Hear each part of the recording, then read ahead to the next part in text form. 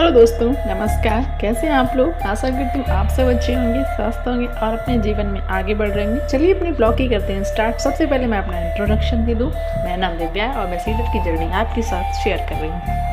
इससे पहले मैं सीटेट का प्राइमरी जूनियर दोनों पेपर क्लियर कर चुकी हूँ, लेकिन मैंने इस बार फिर से डाला हुआ है क्योंकि मेरे एग्ज़ाम देके 3 साल हो चुके हैं और इस बार वैकेंसी आने की चांस है यूपी में, इसलिए मैं फिर से अपनी सीटेट की जर्नी स्टार्ट कर रही हूँ। इससे क्या होगा, मैं अपना यह स्टेप में बेस्ट दे पाऊँगी क्योंकि मैं एक हाउसवाइफ हूँ, मुझे काम करना पड़ता है तो उससे पढ़ने में मन कम लगता है। लेकिन अगर एक एग्ज़ाम होता है तो एक प्रेशर होता है माइंड में और आप स्टडी पे फोकस जरूर करते हो, इसलिए मैंने सीटेट का ही फॉर्म डाला हुआ है।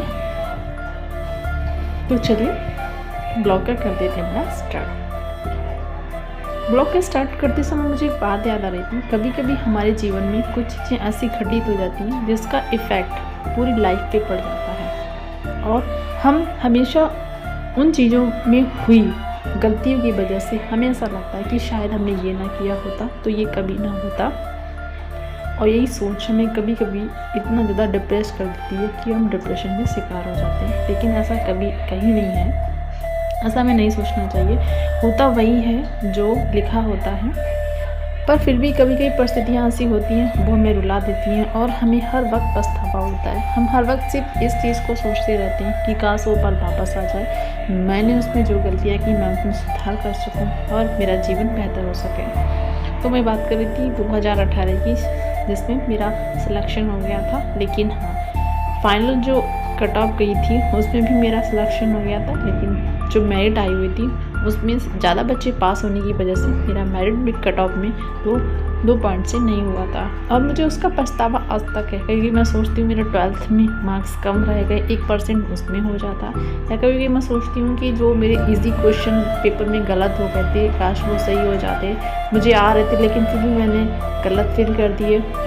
ये चीज़ें इतनी ज़्यादा हो रही थी कि मैं डिप्रेशन में चली गई थी। फिर मैंने उनसे निकलने के लिए फिर से मैंने प्रिपरेशन स्टार्ट की और मुझे ऐसा लगा है मैं अपनी यूट्यूब पे जर्नी शेयर करूँ, शायद बहुत लोग मोटिवेट होंगे जो फिर से एक नई शुरुआत कर सकते हैं, शायद उन्हें एक नई उम्मीद मिले। मैं बता नहीं सकती वो ज़िंदगी, वो रात कितनी कैसी थी, वो पल कैसे थे, मैं कैसे निकली हूँ, कैसे जानती हूँ। और सिर्फ लोगों के मैंने इतने ताने सुने, मैं बता नहीं सकती हूँ बचपन से लेकर आज तक। बट मुझे वही चीज़ याद आ रही थी कि सब कुछ अच्छा चल रहा था मेरी लाइफ में। वो जॉब का मैंने फॉर्म फिल किया, मैंने सोचा कौन सा कॉलेज, मतलब वही कौन सा स्कूल मिलेगा, कहाँ मैं पढ़ाने जाऊँगी। मैंने हर एक चीज़ अपनी लाइफ में देख ली थी और 3 साल भक्ति रुकी होने की वजह से हमने वो सारे ड्रीम सोच लेते ऐसा करेंगे, लेकिन जब वो टूटते हैं ना बहुत तकलीफ़ होती है। हम बता नहीं सकते हम किस तरह निकले थे और उस वक्त कोई भी नहीं था मेरा साथ देने के लिए। इवन मेरे हस्बैंड मेरे साथ ही नहीं रहते थे, तो मैं कैसे मैनेज करती हूँ आप समझ सकते हो। और मैंने उन परिस्थितियों से अपने आप को इतना मोटिवेट किया। किसी की बातें मैं सुनती थी लेकिन मैं ही सोचती थी हाँ मैं ऐसा कर सकती हूँ, हाँ। लेकिन एक शख्स था जिसने मुझे हमेशा मोटिवेट किया, वो मेरी मम्मा ने मुझे हमेशा मोटिवेट किया। उन्हें हमेशा ये फील होता था मैं कुछ अच्छा कर सकती हूँ, मैं कुछ बेहतर कर सकती हूँ, और उनकी वजह से मैं धीरे धीरे उन चीज़ों से बाहर निकली हूँ। और फिर से मैं 2024 के लिए अपने आप को अच्छे से तैयार कर रही हूँ कि मैं इस बार की आई वैकेंसी में अपनी एक सीट अपने नाम कर सकूँ, अपनी जगह बना सकूँ और उन लोगों को भी बता सकूँ कि हाँ मैं भी इस लायक हूँ, काबिल हूँ, मैं कुछ कर सकती हूँ। तो यही सब चीज़ें हैं, इसलिए बिल्कुल भी प्रेशर मत दीजिए, किसी की बातों पर ध्यान मत दीजिए। लोगों का काम ही होता है आपकी इंसल्ट करना।